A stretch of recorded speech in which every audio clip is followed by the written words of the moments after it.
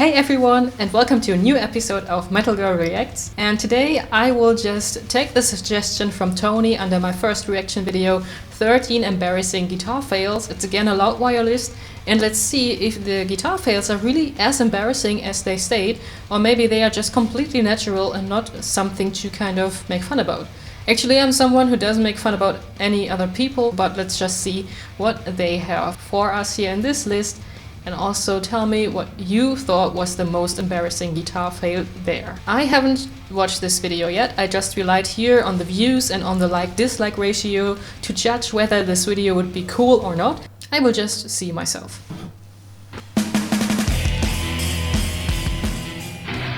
Oh, Fred Durst.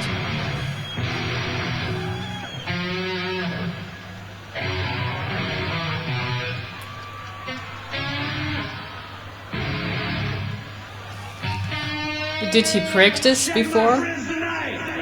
Did he practice? Was this on purpose? I don't know. Okay, of course, Lars.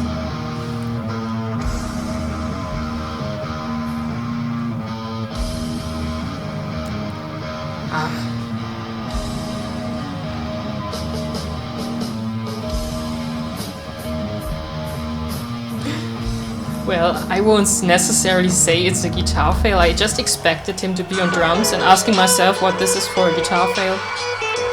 Of course. Look at his face.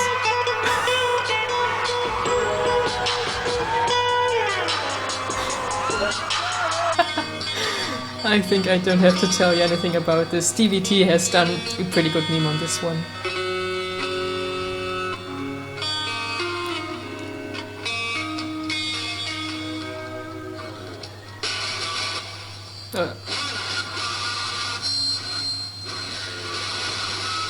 I think this is a sound check or something because I don't see any crowd or a drummer.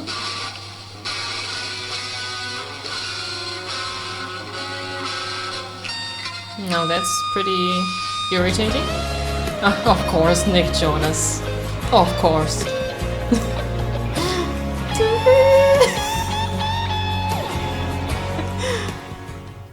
This is legendary.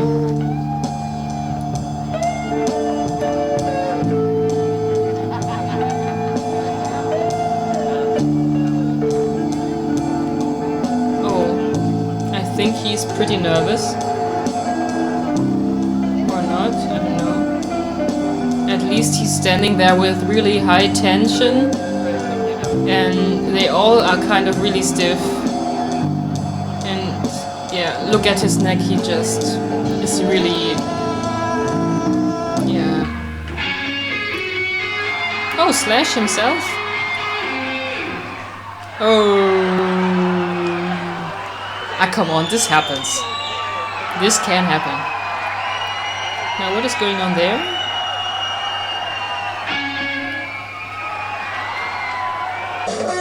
It still happens with professional guitar players. So it's not too bad to do mistakes.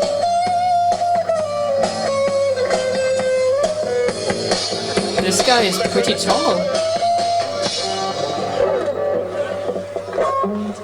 What?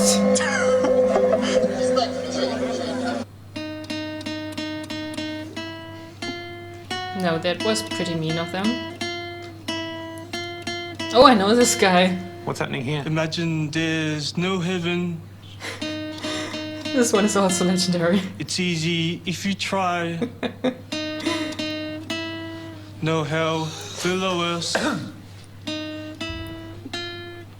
Above us, only sky. Maybe something a bit more of tempo. Like, how is he holding this guitar?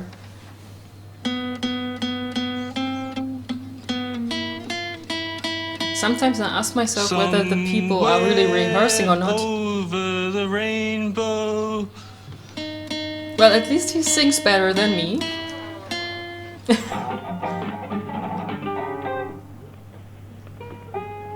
Okay.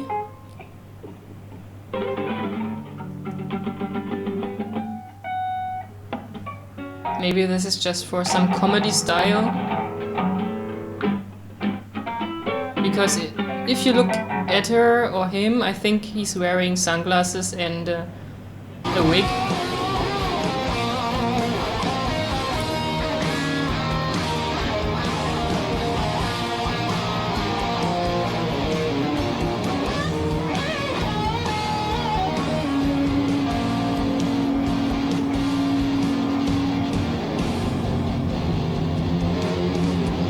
Well, don't integrate tricks if we would fail, I think. Give me some guitar, Johnny.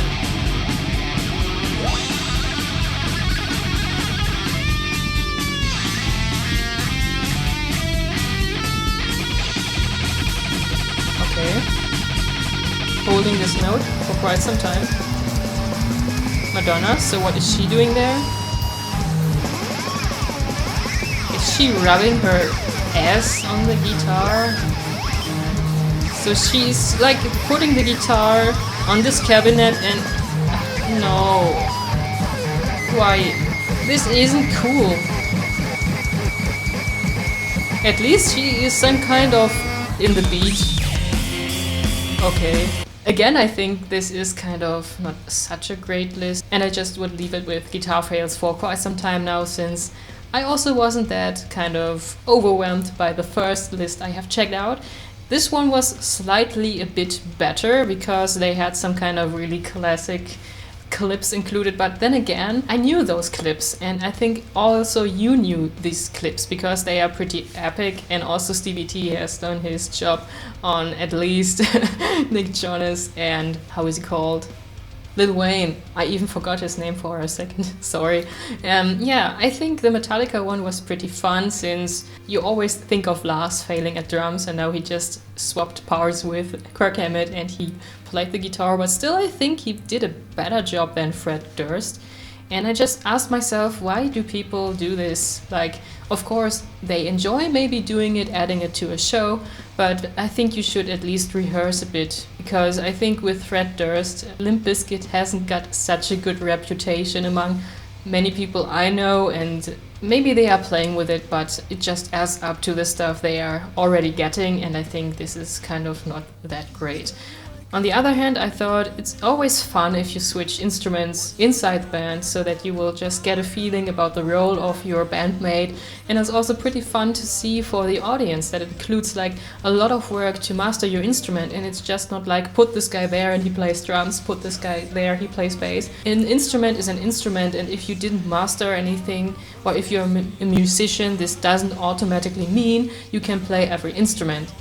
Of course, you can be a multi-instrumentalist, have a talent and a gift for it, so that you kind of learn faster than others, but it always includes work and time until you can play decently, like you see with Lars. But this is another subject. I just don't know what it is with this guy, this tall guy with the green guitar, why he should get hit. I mean, maybe this is the band's fault, like they didn't rehearse enough so that this song wasn't working. And so I think you can never put everything on one single person. Like, if you know that this guy is having trouble like playing live or playing the solo, you would rehearse together with him so that it will just be fine. And it's totally unfair of bandmates to kind of make fun or even slap your bandmates for making a mistake. Of course, it was obvious there, maybe it was embarrassing for them, but this is no reason to hit a colleague. It's totally a no-go in my opinion. And yeah, this guy with the trooper mask, okay, you can include like show effects. So I won't say it's a guitar fail at first point. He didn't kind of practice enough. It's also something that you just need to practice. I have done something like this in my 5 ways how to play Thunderstruck video, where I try to grab the glasses and put it on my head. So I just ended up handing the glasses to my boyfriend, who would just give them to me in order that I can try on the glasses, because otherwise it would be like really fail and fail and fail, and this is also something you need to practice. So also Slash, yes, he did a mistake, but well, it just happens. This isn't embarrassing at all. I mean, there are a lot of things that can go like completely wrong in a live show, and just hitting one wrong note because of it, it happens, and I think you shouldn't label it as embarrassing, since there are so many mistakes when you play a live show. people won't notice, but you notice. I can speak of experience, like when I played a concert and I was like, damn, that was so bad. I just didn't nail the solo. This was so bad. And people would nevertheless get to me and say, what an awesome show. Your playing was great. And so I think we shouldn't be too critical about what we do. Of course, I say that to motivate you, because I'm like one of those perfectionist persons that takes critique pretty personal, and so I just try to remember fails or even mistakes are part of your journey, and I think this is why I will just quit checking out guitar fails, because fails happen, mistakes happen. Don't make fun of other people. It just can happen to anyone, even to Slash. Right, so I really hope you enjoyed this video this time. The list was quite a bit better than the first guitar fail compilation, but still I'm not quite a fan of those, because I cannot take a proper laugh at everything and it's not fun to make fun of other people. So yeah, maybe drop some other suggestions there in the comments, or really good fail lists, because I was disappointed by those two. But well, at this point I want to say many special thanks to all of my patrons at Patreon for their lovely support, and most special thanks go to Mike, Michael, Adlan, Andreas, Gerrit, Michael, Jeff, Ryan, Arno, Alva number 9, Bruno Pierre, Harold, the Sanaya Breakfast Club, Lucas, Thomas, Steven, Doc Brighter, and Ferry. If you also want to become a patron, I offer different rewards there, so just check out my page if you're interested. Otherwise, I have also launched my website with an online shop where you can get autograph cards, pics and such. I just had to put up the shipping rate because in Germany it's calculated pretty weird, so sorry for that. Otherwise, I hope you stay tuned for more videos, and rock on!